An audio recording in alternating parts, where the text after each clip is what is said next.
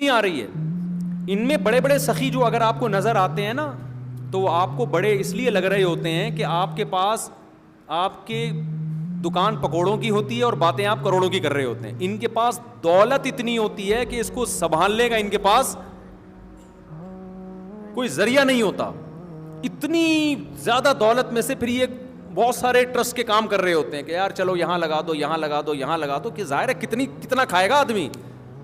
اور پھر یہ بھی انسان میں ایک جذبہ ہے کہ میرے مرنے کے بعد لوگ تعریف کریں, زندگی میں بھی تعریف کریں. یہ بھی ایک جذبہ ہے کہ لوگ کیا کہیں گے, یار ارب پتی آدمی ہے, کبھی کسی غریب کو ایک نوالا نہیں کھلایا.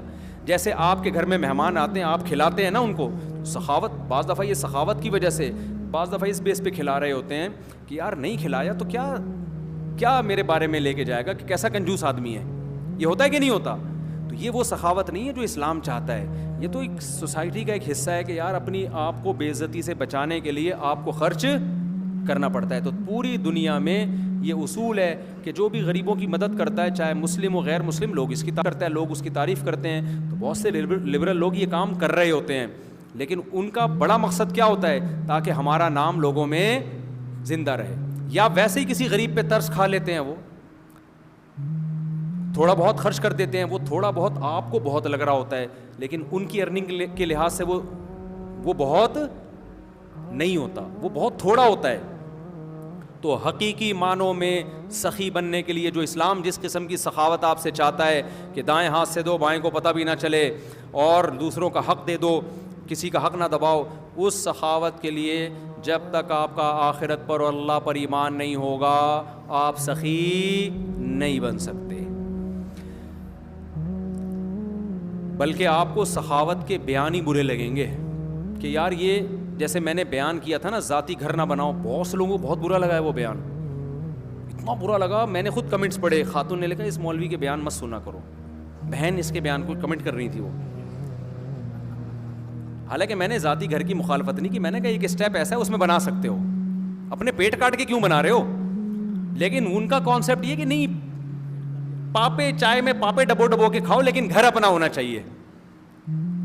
تو وجہ کیا ہے کہ جب تک آپ مسافر خانہ نہیں سمجھیں گے نا دنیا کو, تو یہ باتیں آپ کی سمجھ میں بولو نہیں آئیں گی. مسافر خانہ نہیں سمجھ رہے آپ, اسی کو سمجھ رہے ہو میں نے یہاں بیٹھ کے ہمیشہ زندگی گزارنی ہے, تو پھر تو یہ باتیں کھوپڑی میں نہیں آئیں گی. تو اس لیے اب کرنا کیا ہے؟ جہنمی والی علامات سے بچنے کے لیے ضروری ہے یہ استحضار کہ اللہ ہے اور آخرت ہے, مجھے اس کا بدلہ دنیا میں بھی ملے گا اور آخرت میں بھی. تو میں جو کیلکولیشن والی بات کر رہا تھا, صدقہ کرنے سے مال کم ہوتا ہے, کیلکولیشن یہی کہتی ہے. سود سے مال بڑھتا ہے, گھٹتا ہے یا بڑھتا ہے؟ کیلکولیشن کیا کہتی ہے؟ بڑھتا ہے. آپ نے 1,00,000 روپے دے کے پہلے سے ایگریمنٹ کر لیا 2,000 اضافی لوں گا, اور آپ کو پتہ ہے ایگریمنٹ کا پابند ہے تو 2 ملیں گے آپ کو. لیکن قرآن کیا کہتا ہے؟ یمحق اللہ الربا, اللہ سود کو گھٹاتا ہے, ویربی الصدقات, صدقوں کو بڑھاتا ہے. سود کو گھٹاتا ہے, صدقے کو کیا کرتا ہے؟ بڑھاتا ہے. اب اگر کوئی سائنسدان آ جائے کہ قرآن ایسی بات کر رہا ہے جو گراؤنڈ ریئلٹی کے خلاف ہے, آج کل تو عقل کا دور ہے نا, ہر چیز میں کس کو گھسیڑتے ہیں؟ عقل کو. یار یہ کیسے ہو گیا یار, میں 1,000 روپے تو میں نے 500 دے دیے تو قرآن کہہ رہا بڑھ جائیں گے. یار یہ کھوپڑی میں آنے والی باتیں ہیں نہیں. تو تھوڑی سی کھوپڑی کو صحیح استعمال کریں گے تو کھوپڑی میں بھی یہ باتیں آ جائیں گی.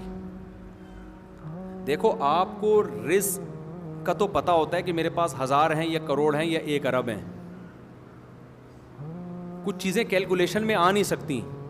سورس آف انکم آپ کی کیا کیا ہو سکتی ہے, یہ کیلکولیشن میں آنے والی چیز بولو نا نہیں ہے. اور آپ کے ایکسپینسز کتنے بڑھ سکتے ہیں, ابھی کتنے ہیں یہ تو پتہ چل جائے گا, کتنے ہو سکتے ہیں یہ کوئی بتا سکتا ہے؟ دیکھو ایک آدمی کے پاس 1 کروڑ روپے ہیں, وہ بڑا خوش ہے, اس کو پتہ نہیں کہ میرا آگے خرچہ 1.5 کروڑ کا آنے والا ہے, مجھے ایسی بیماری ہو جائے گی جس میں میرا علاج خرچ کتنا ہوگا.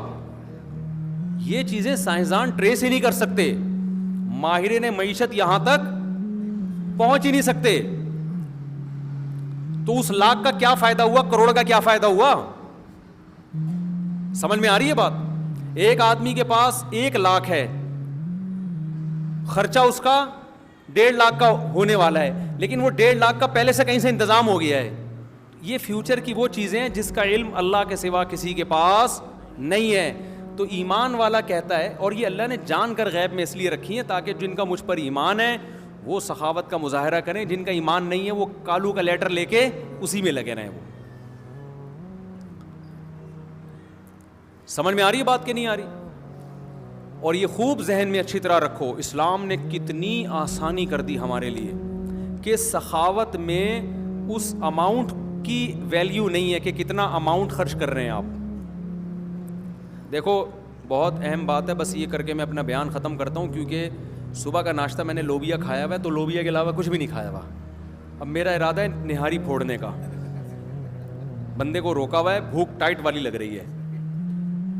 یہ ہمارا پرہیز ہے. اصل میں اس وقت روٹی نہاری اس لیے پھوڑیں گے کہ پھر تو سونے کا ہی ٹائم ہے نا, تو غنودگی ہو جائے تو اچھا ہے نا, ہو جائے سو جائیں گے تو کیا خیال ہے. ویسے یہ ٹائم کھانے کا ہے نہیں ڈاکٹروں کی رپورٹ کے مطابق, لیکن ڈاکٹروں کو اتنا بھی باپ بنانے کی ضرورت نہیں ہے. بس اتنا بناؤ جتنا میں نے بنایا ہوا ہے. ٹھیک ہے نا. اب یہ تھوڑی ہے یار جو ہے نا وہ ہم رات کا ڈاکٹر تو کہتے ہیں رات کا کھانا نہیں کھاؤ, ایکچولی آپ اثر میں ایک سلائس اور یہ ٹوپی ڈرامہ بتا رہے ہوتے ہیں. وہ چھوڑ یار, پھوڑ پھاڑ کے سو یار. ٹھیک ہے بس صبح کا پراٹھا دیکھیں گے ابھی, وہ بھی 1 آدھ دن تک مجھے لگ رہا ہے چلے گا, اس کے بعد چھوڑو یار, ٹن ہونے تو یار. ہم لوگ اور کون سی عیاشی کر رہے ہیں آپ خود سوچو نا. یہی تو ہماری جائز عیاشیاں ہیں, پراٹھا کھا دیا تھوڑا ٹن ہو گئے, لیکن بہرحال نہ کھائیں تو اچھا ہے, احتیاط کریں تو زیادہ اچھا ہے. خیر یہ اصل میں جب پراٹھے نکلنا شروع ہوتے ہیں نا پھر آدمی کہتا ہے کہ یار میں احتیاط کر لیتا اچھا ہے. تو بس درمیان میں چلیں, بہت زیادہ ہوا بھی نہ بنائیں صحت کو اور بہت زیادہ بے احتیاطی بھی نہ کریں. جو اس میں بھی توکل کا تقاضا یہی ہے. توکل کسے کہتے ہیں؟ اسباب اعتدال سے اختیار کرنا, اسباب میں غلو نہ کرنا. بعض لوگ بہت غلو کرتے ہیں, پتہ نہیں کون کون سے گھاس پھوس کھانا شروع کر دی انہوں نے کہ وہ فائبر چاہیے, تو پھر اتنا ڈاکٹر سے پوچھ رہے ہوتے ہیں کتنی کیلوریز چاہیے مجھے, ڈاکٹر کہتے ہیں 500 کیلوریز آپ کو ریکمنڈ کر رہا ہوں. اب وہ ہر خوراک پہ خرید رہے, اس میں 250 یہاں سے مل گئیں, 200 یہاں سے ہو گئیں, 50 رہ گئیں. برگر کھلا دیا کسی نے, 1000 آ گئیں. اب ٹینشن میں ہے یار یہ کیا ہو گیا. تو یورپ میں نا کچھ لوگ وہمی ہو چکے ہیں, کھانے سے پہلے کیلوریز چیک کر رہے ہوتے ہیں. اتنی ٹینشن کی ضرورت نہیں ہے, نیچرل اس پہ چلو بس آرام سے. باقی بچانے والا کون ہے؟ نہ بالکل بے احتیاطی پہ آ جاؤ کہ زندگی کے مزے ہی خراب ہو جائیں آپ کے, اور نہ ایسے ہو کہ پھوڑتے ہی چلے جا رہے ہو. چلو صبح کھا لیا پراٹھا, دوپہر بھی پھوڑ رہا ہے, شام کو برگر, ایک دفعہ بدپریزی ہو گئی, چلو چلتا ہے. تو درمیان میں چلنا یہ کیا ہے؟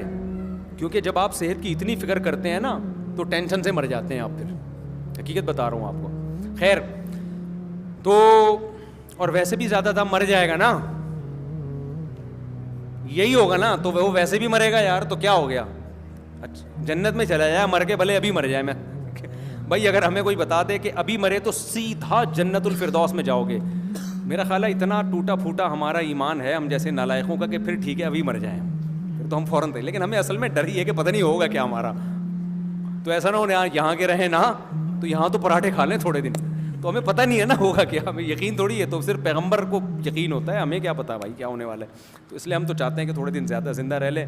اور ویسے بھی حدیث سے یہ بات ثابت ہے کہ مسلمان کی عمر جتنی لمبی ہوتی ہے آخرت میں اس کو فائدہ اتنا زیادہ, کیونکہ اس کو نیکیوں کا رمضان زیادہ آئیں گے زندگی میں, تراویحیں زیادہ آئیں گی, زکاتیں زیادہ دے دے گا, تو اس کا فائدہ ہی ہے. گناہ ہو جائے تو توبہ کرو اللہ سے, استغفار کرو اللہ سے.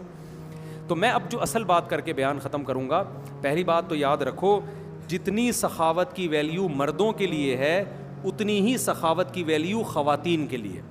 تو میں یہ عرض کر رہا تھا کہ اللہ نے اہل جہنم کی صفات بیان کی, سخی نہیں ہوتے, سخاوت کی پوری ڈیٹیل میں نے بتائی. اب سخاوت کی اصل ڈیفینیشن کیا ہے, کتنا خرچ کر رہے ہیں, اللہ اس کو نہیں دیکھتے. آپ کی گنجائش کتنی ہے اس میں سے کتنا خرچ کر رہے ہیں, چاہے اس کا غریب کو کوئی بھی فائدہ نہ ہو. جیسے حدیث میں آتا ہے اتقوا النار ولو بشق تمرۃ, آدھا کھجور صدقہ کرو اور اپنے آپ کو جہنم کی آگ سے بچاؤ. آپ بتاؤ آدھے کھجور میں کسی کو کیا فائدہ ہوگا؟ تو ہمیں یہ دیکھنا ہی نہیں ہے کہ اگلے کو فائدہ ہو رہا ہے کہ نہیں ہو رہا, یہ بھی دیکھنا ہے, لیکن یہ دوسرے درجے میں. ہم نے یہ دیکھنا ہے کہ جس خدا نے مجھے مال دیا اس میں سے میں اس کا کتنا حق ادا کرتا ہوں. تو نبی نے فرمایا ایک کھجور ہے نا, آدھی کسی کو دے دو. اللہ ایسے سمجھے گا جیسی آدھی پراپرٹی آپ نے کسی کو دے دی ہے, کیونکہ آپ کے پاس ٹوٹل ہے یہی.